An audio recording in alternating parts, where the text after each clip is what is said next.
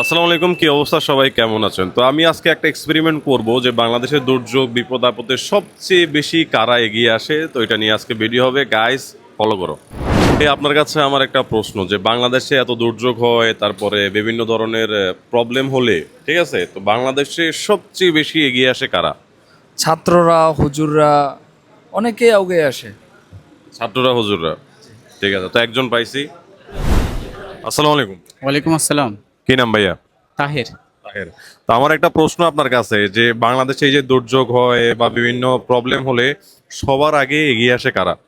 আমার জানার মতে বড় বড় যে ফাউন্ডেশনগুলো আছে তারাই সবার আগে এগিয়ে আসে। বড় বড় ফাউন্ডেশন গুলা যারা আছে তারা এগিয়ে আসে। আরেকজন পাইছি। আসসালামু আলাইকুম। ওয়ালাইকুম আসসালাম।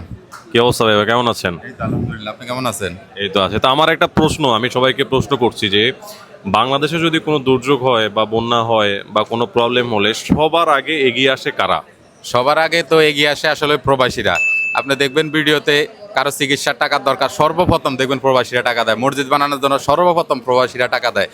এই দুর্যোগ হলে, বন্যার কবলে দেখবেন বিকাশ নাম্বারগুলো চেক করে দেখেন, সর্বপ্রথম টাকা বিদেশিরা দেয়, প্রবাসীরা দেয়।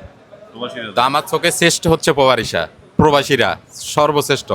তো গাইস, আপনারা কমেন্টস করেন যে আসলে কে সবার আগে এগিয়ে আসে, কেমন? আসসালামু আলাইকুম।